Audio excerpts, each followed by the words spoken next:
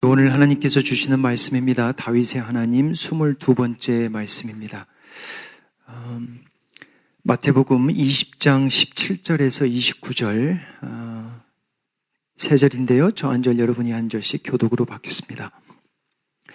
예수께서 예루살렘으로 올라가려 하실 때에 12 제자를 따로 데리시고 길에서 이르시되 보라 우리가 예루살렘으로 올라가노니 인자가 대제사장들과 서기관들에게 넘겨지며 그들이 죽이기로 결의하고 이방인들에게 같이 읽겠습니다. 이방인들에게 넘겨주어 그를 조롱하며 채찍질하며 십자가에 못 박게 할 것이나 제3일에 살아나리라. 아멘. 그동안 저희들 다윗의 하나님 말씀 계속 사무엘 상하 받았고요. 이제 결국은 다윗의 하나님은 예수님이시거든요. 이번 종료주일, 다음 주 부활주일로 해서 다윗의 하나님 말씀은 맺도록 하겠습니다. 우리가 매주 말씀을 받을 때 한 본문에 우리가 보통 강해를 하면서 말씀을 전했는데 오늘은 예수님께서 예루살렘에 입성하는 그 길, 여정, 그리고 시간이 되면 입성하고 나서 성전에서 무슨 일을 하셨는 것까지 보시면 좋지만 그 12 제자들에게 예루살렘에 입성하실 때 무슨 말씀을 해주셨는지 기억하시고요. 그 다음에 그 길을 가실 때 두 제자들이 무엇을 요구했는지, 그리고 가다가 예루살렘 입성 전에 가장 마지막으로 예수님이 보여주신 표적 하나가 있습니다. 두 맹인에게 눈을 뜨게 해준 사건입니다. 그리고 나귀를 타서 이제 예루살렘에 입성을 하시는데 이제 큰 포인트는 그렇습니다. 12 제자들이 뭘 예수님께 바라고 있는가? 예수님은 무엇을 생각하고 있고 예수님을 따르는 제자들은 무슨 생각하고 따르는가? 요거예요. 그리고 제자들의 어머니, 그리고 제자들. 두 맹인을 눈을 뜨게 하는 의미는 뭔가? 예루살렘 입성 전에 왜 두 눈에 맹인이 함께 동시에 떴는가? 그리고 예루살렘에 입성했을 때 그 무리들은 예수님으로부터 무엇을 요구했나? 이런 것들이에요. 그러면서 저와 여러분은 무엇을 구해야 되겠는가? 이런 말씀입니다. 자, 17절 들어가겠습니다. 예수께서 예루살렘으로 올라가려 하실 때에 12 제자를 따로 데리시고 길에서 이르시되, 자, 예수님이 드디어 올라가신다. 예수님이 몇 차례 방문하셨는데 이제 이게 공생사역 3년이잖아요. 이 공생사역, 예수님이 이제 십자가에 돌아가시기 전 마지막으로 예루살렘을 올라가시는 거예요. 이 올라가신다라는 표현은 예루살렘 자체가 높은 고지대에 있기 때문에 올라간다라는 게 맞고요. 그리고 하나님의 성전이기 때문에 구약에서 보면 항상 그 성전 시편, 할례 시편 같은 거 보면 항상 올라갑니다. 하나님은 우리가 하나님께 내려가진 않아요. 하나님을 만나러 가면 항상 올라가는 표현이 쓰여 있습니다. 그리고 이게 복음서에든지 특별히 요한복음에 잘 나와 있는데 이 올라간다라는 표현은 높이 들린다라는 뜻입니다. 결국은 예수님이 예루살렘에 올라가신다라는 신학적인 깊은 뜻은 뭐냐? 십자가에 높이 들리신다라는 거예요. 나아가 부활하신다. 자, 그런데 중요한 건 뭐냐면 지난주 말씀 기억나세요? 줄이시는 예수님이라고 말씀을 전했는데 예수님이 메시아 사역을 시작하면서 메시아의 이제 왕의 사역을 시작하면서 가장 처음에 하신 게 뭐냐면 40일 금식과 기도였습니다. 줄이셨어요. 광야에 올라가십니다. 기도하시고 줄이십니다. 이게 시작이에요. 마침은 뭐예요? 골고다 광야로 또 올라가는 거예요. 거기서 줄이시고 거기서 기도하십니다. 근데 특별한 건 뭐냐면 이 제자들에게 이 비밀을 알려주세요. 근데 제자들은 알질 못해. 이게 세 번째거든요. 이게 세 번째, 예수님이 죽으심과 부활을 아주 정확하고 명확하게 이야기를 해주시는데 제자들이 이해를 안 하고 받질 안 하고 듣질 않습니다.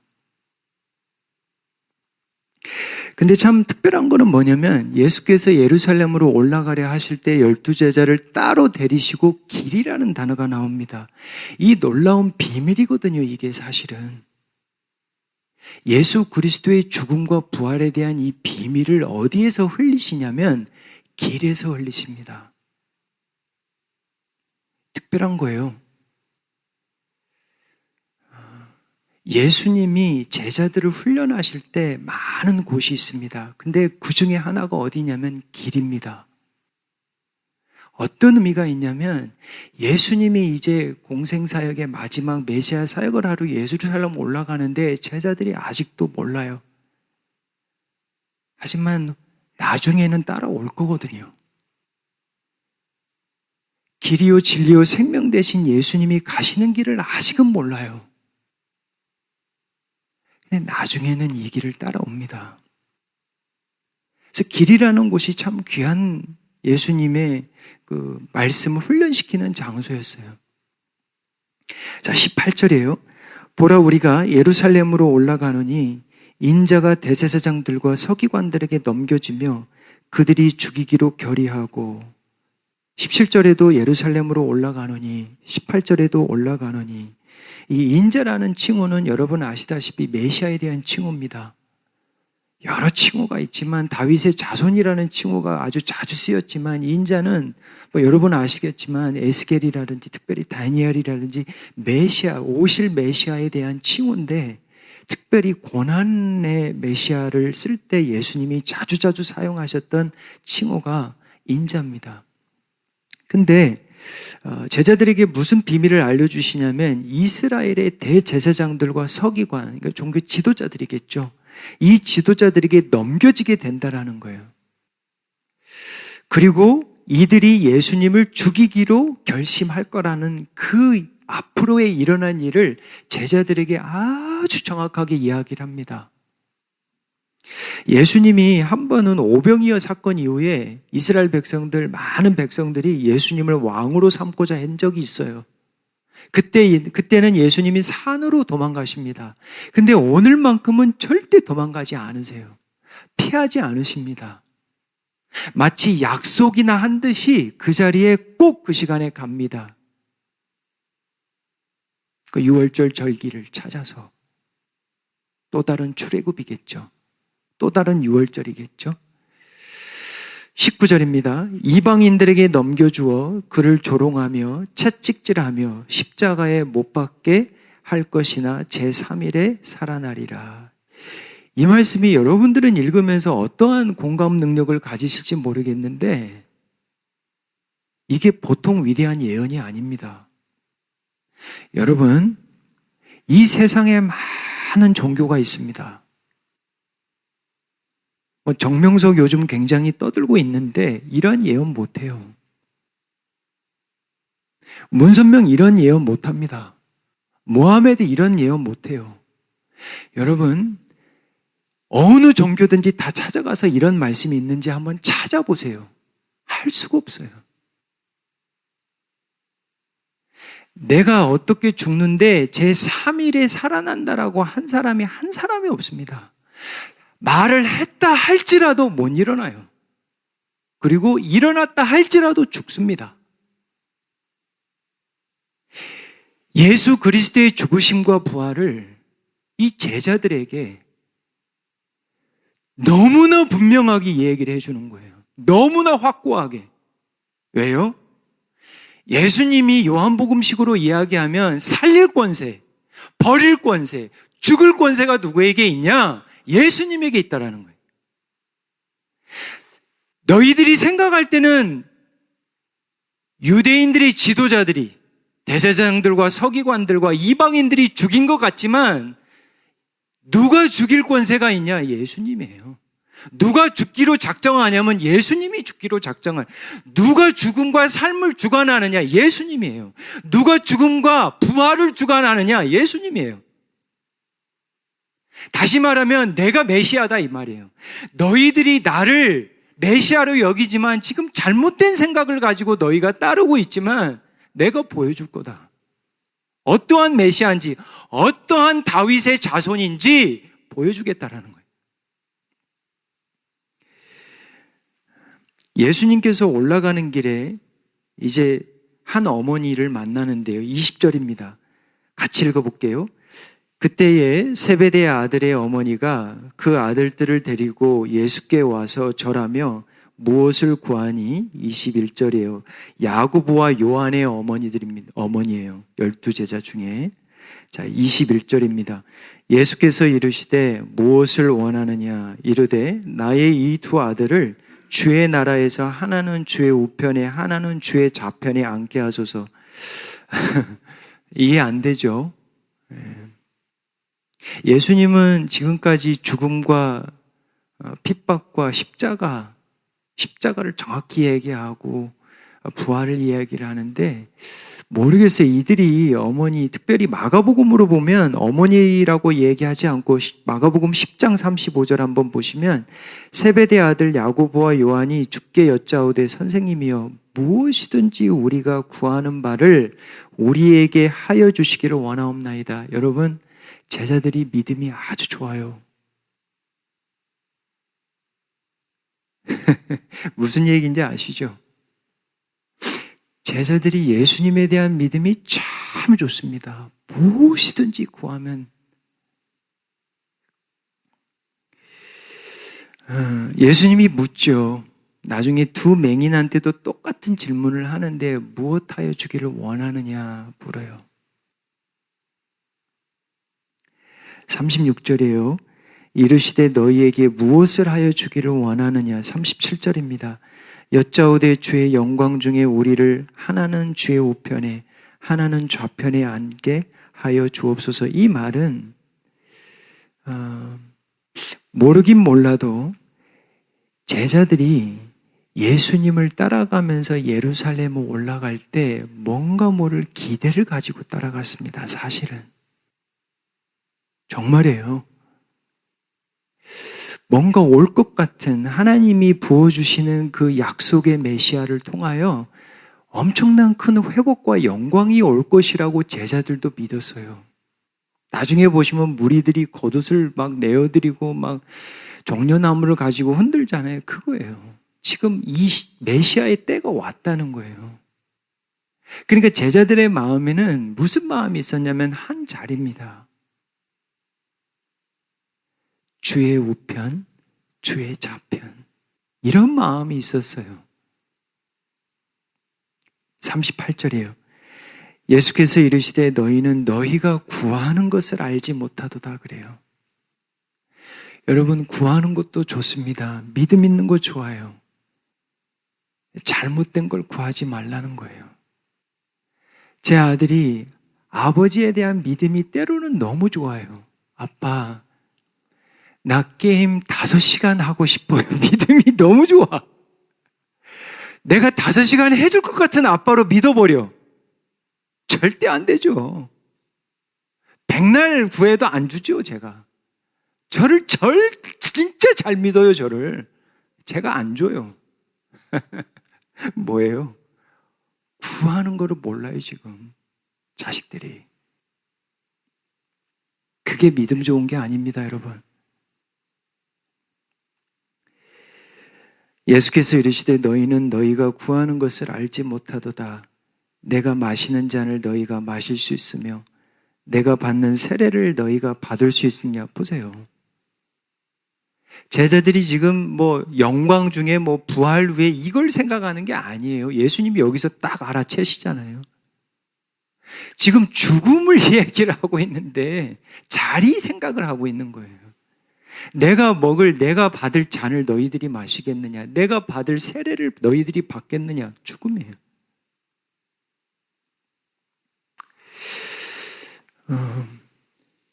그러면서 좌지사 우지사 자리를 원하는 이 맹인들에게, 이 우매한 자들에게 마태복음 20장 27절에 보면 이렇게 이야기를 합니다.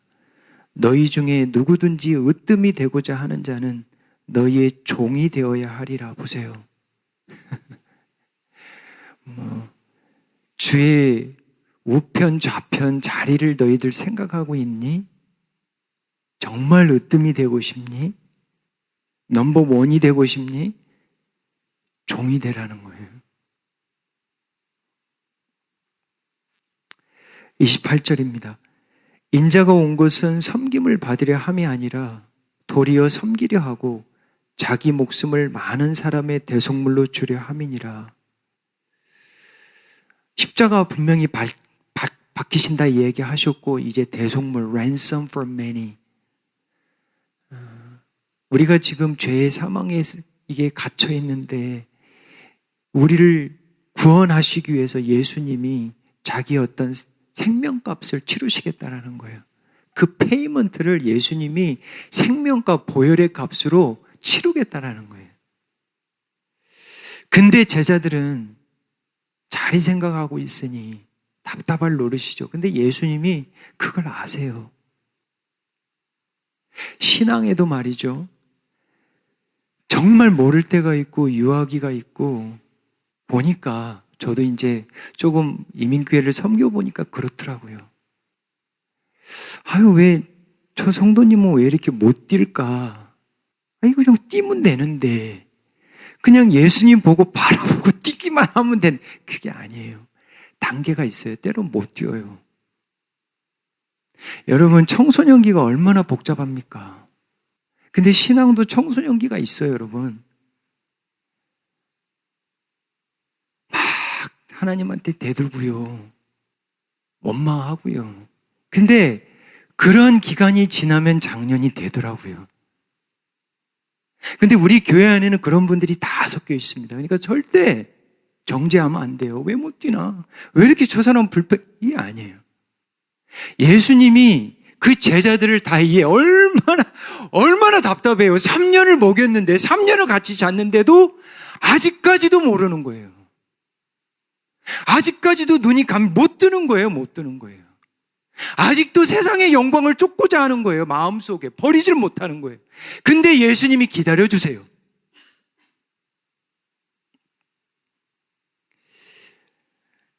예루살렘에 오르시던 중에 세 번째 만난 그 사건은 두 맹인의 치유입니다. 30절을 보면은 맹인 두 사람이 길가에 앉아 있다가 예수께서 지나가신다 함을 듣고 소리질러 이르되 우리를 불쌍히 여기소서 다윗의 자손이여 그래요. 이 말씀만 가지고도 많은 말씀을 나누겠지만 일단은 이 시대에 예수님을 Son of David, 메시아의 칭호로 Son of David이라고 제일 많이 불렀습니다. 제일 많이 부르는 게 뭐냐면 다윗의 자손이요. 그러니까 다윗을 통한 하나님의 약속이 있었거든요.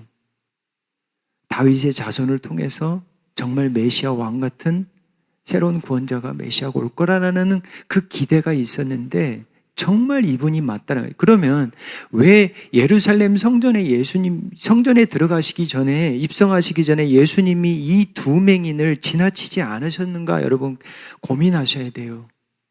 왜 이 두 맹인의 치유 사건이 여기에 딱 샌드위치로 끼어 있는가?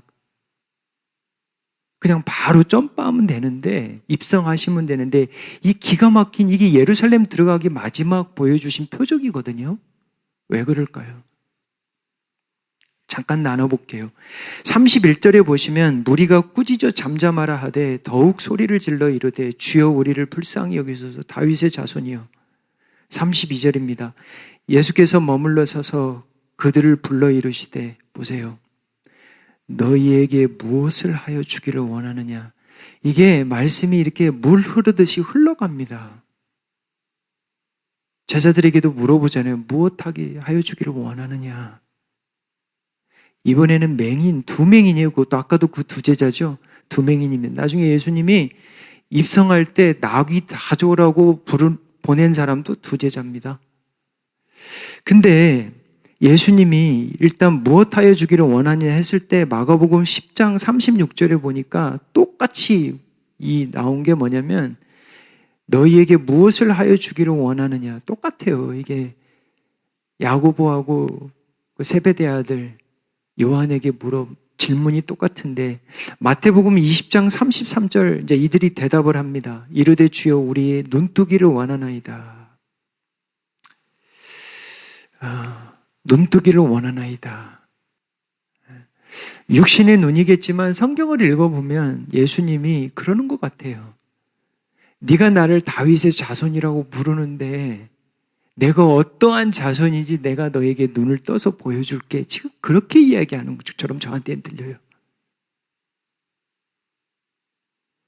지금 예루살렘으로 올라가는 나에게 다윗의 자손 메시아라고 부르는데 그래? 어떠한 다윗의 자손인지 내가 예루살렘에서 십자가에서 보여줄게.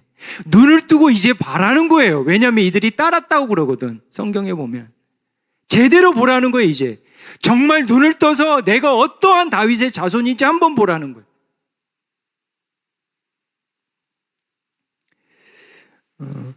맹인이 눈을 뜬 이 기적은 정말 엄청난 기적이에요.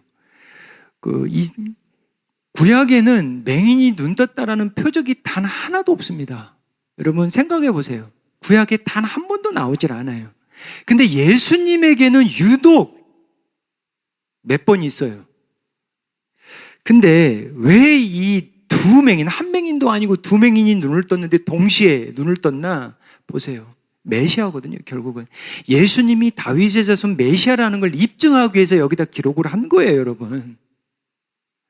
이사야서 35장 5절 한번 가보세요. 그때에, 같이 읽어볼게요. 그때에 맹인의 눈이 밝을 것이며 못 듣는 사람의 귀가 열릴 것이며, 이거예요. 많은 말씀들이 있지만 이사야도 이런 예언을 했다고요. 메시아가 오면 맹인들이 눈을 뜰 것이고, 그냥 상징적인 표현이 아니에요. 메타포리컬이 아니에요. 이 정도는 정말 맹인들이 눈을 뜨고 귀머거들이 귀가 열리는 때가 올 것이다. 저는 자들이 사슴처럼 뛰어 걸어 다닐 것이다. 이런 말씀이거든요. 요한복음 9장 32절에 보면 예수님이 태어날 때부터 맹인된 자를 고쳤는데 옥신각신하는 거예요. 저 사람은 귀신 들린 자다. 아니다. 어떻게? 이런 얘기 한번 들어보세요. 창세 이후로 맹인으로 난 자의 눈을 뜨게 하였다 함을 듣지 못했다 그래요, 이스라엘 사람들이. 저분은 메시아인데 메시아인 것 같다라는 거예요. 왜냐하면 저런 일은 자기네들이 창세기 이후에 모세오경 이후에도 구약에도 들어본 적이 없다라는 거예요. 왜 여기에다가 지금 쓰신 줄 알겠죠, 이제? 왜 두 맹인의 눈뜬 이야기가 여기에 있는지, 예루살렘 입성하기 전에 있는지 아시겠죠? 예수님이 정말 메시아가 맞다라는 거예요. 믿으라는 거예요. 여러분, 말씀을 읽는 사람으로 하여금 정말 예수님 메시아네. 이분 대단하네.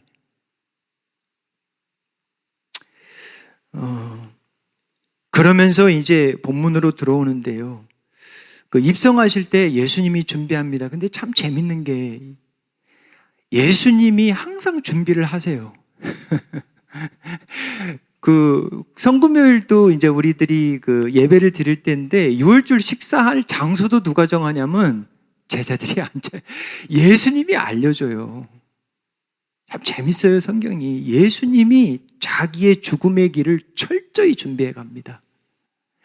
여러분, 예수님의 장례를 준비하는 하나의 표적이, 기적이 하나 있었는데, 한 여인이 기억나시죠? 향유를 깨잖아요, 옥합 향유를. 제자들이 안 깹니다. 그러면서 예수님이 뭐라고 그래요? 내 장례를 준비했다 그래요. 누가 준비해요? 12제자들이 안 해요.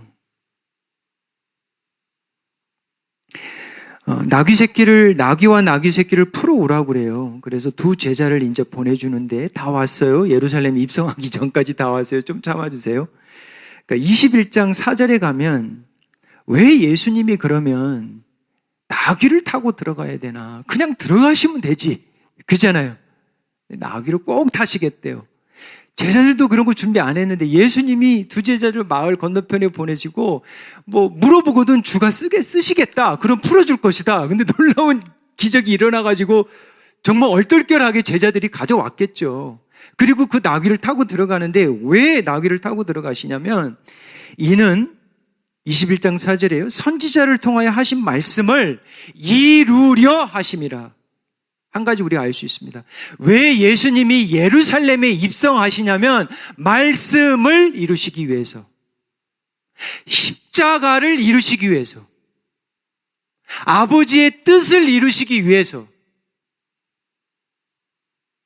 스가랴 9장 9절에 왕이 메시아가 나귀 타고 들어간다는 예언이 있었거든요.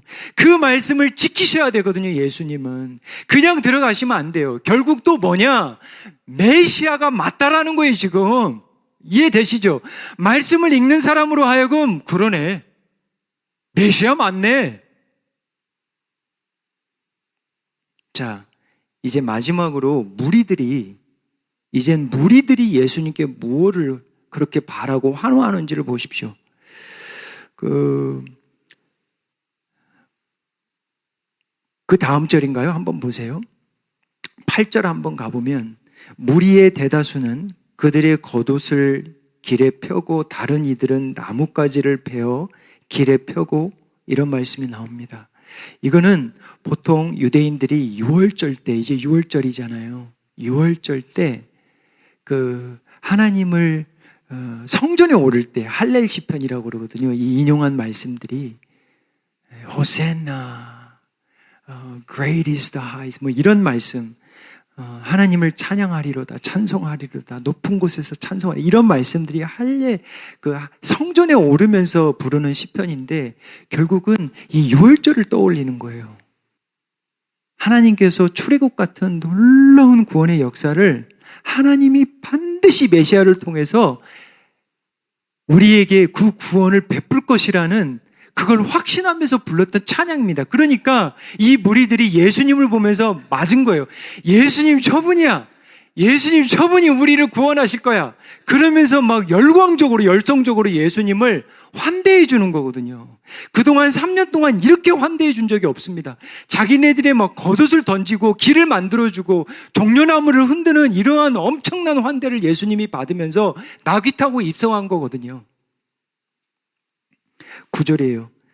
앞에서 가고 뒤에서 따르는 무리가 소리 높여 이르되 호산나, 보세요. 다윗의 자손이여 찬송하리로다. 주의 이름으로 오시는 이여 가장 높은 곳에서 호산나 하더라. 호센나, 무슨 말이라고 그랬어요? Save us, 우리를 구원하소서. 하나님, 우리를 구원하소서. 예수님, 우리를 구원하소서.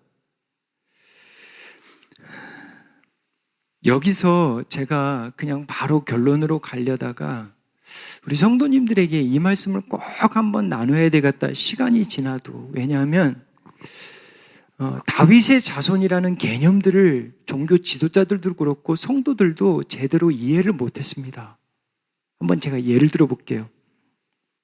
마태복음 22장 42절 가보세요.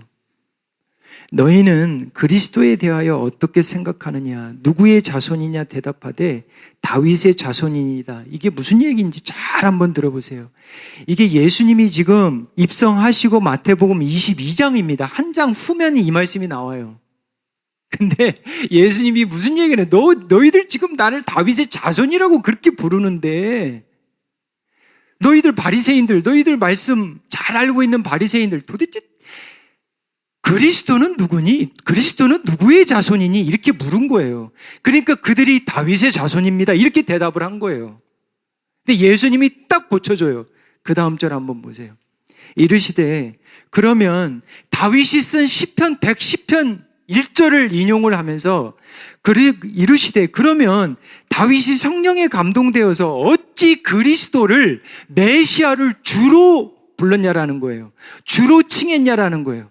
44절, 이게 다윗의 시편 110편이에요. 1절입니다. 성삼위를 믿지 않은 사람들이 제 집에 막 낙낙하고 막 들어올 때 제가 자주 인용하면서 제가 대판 싸우는 말씀 중에 하나예요. 보세요. Yahweh said to Adonai, 이렇게 되어 있습니다. Yahweh says to Adonai. 그러니까 예수님이 구약을 잘 아는 바리새인들에게 이 야훼는 누구고 이 에도나이는 누구니? 이러는 거예요. 근데 다윗은 이 뒤에 나오는 이 에도나이, 이 주를 자기로 얘기했다라는 거예요. 놀라운 말씀입니다, 여러분. 그러니까 바리새인들이 눈이 이게 뭐야 이게? 결론이 뭔지 아세요? 내가 다윗의 자손 정도 아니야 임마. 내가 다윗의 주야. 다윗의 하나님이야. 성자야 이 말이에요. 너희들이 생각하는 다윗의 자손 정도가 아니라는 거예요. 하나님이라는 거예요. 하나님. 자, 45절 그 말씀이에요. 다윗이 그리스도를 주라 칭하셨은즉 어찌 그의 자손이 되겠느냐. 자, 우리 말씀들 듣고 마지막 세 가지 짧게 적용하죠. 자, 세 가지 질문들입니다. 첫 번째, 아주 쉬운 질문이에요. 첫 번째, 나에게는 예수님이 누구인가? 너무 쉽죠? 근데 이게 신앙이거든요, 사실은. 나에게 예수님이 누구인가 한번 여러분 던져보세요. 나에게 예수님은 누구지?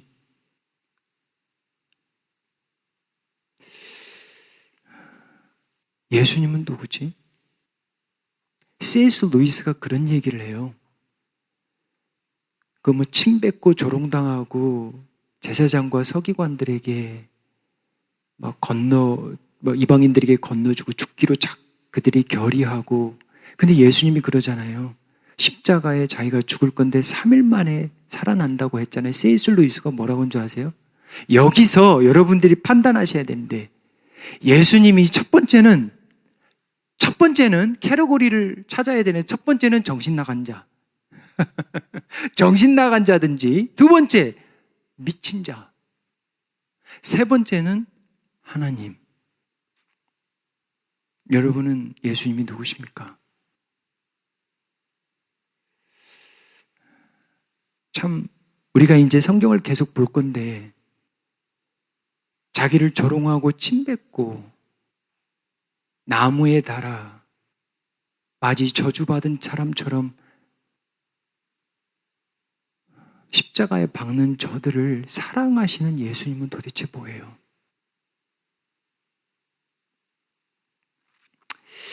많은 사람들이 소동했다고 그래요. 소동만 하지 마시고 정말 주일에 와서도 소동만 하고 손님처럼 왔다 손님처럼 가지 마시고 아버지를 참되게, 제가 그랬잖아요. 여기 와 있다고 예배하는 게 아니라 하나님을 만나야 된다. 예수님을 만나야 된다. 예수님은 누구세요? 두 번째는 나에게 말씀은 무엇입니까? 라는 거예요. 21장 4절로 가면 예수님이 예루살렘에 오르신 이유가 딱 한 가지가 있어요. 말씀을 이루기 위해서. 여러분, 한절 우리 필사 올해 하고 있는데 한절 필사하고 계세요? 한절 너무 어렵죠, 근데? 한절 어려워요, 쉬워요? 처음 시작할 땐 그랬죠. 목사님, 하루에 한 절이 뭡니까? 한 절이. 해보세요, 여러분. 한 절 어려워요. 첫째, 어디 한 절을 할까? 이렇게 무슨 한 절을 할까? 이게 고민인 거라. 근데 여러분, 묵상하고 찬양하고 말씀 듣고 하다 보면 주님과 동행하면서 받는 한 절 한 절들이 나도 모르게 써져요. 그게 써져요, 여러분. 써보세요, 여러분. 1년 지나고 나서 하나님이 살아계셔서 어떻게 말씀했는가 들여다보세요. 한번 써보라고요.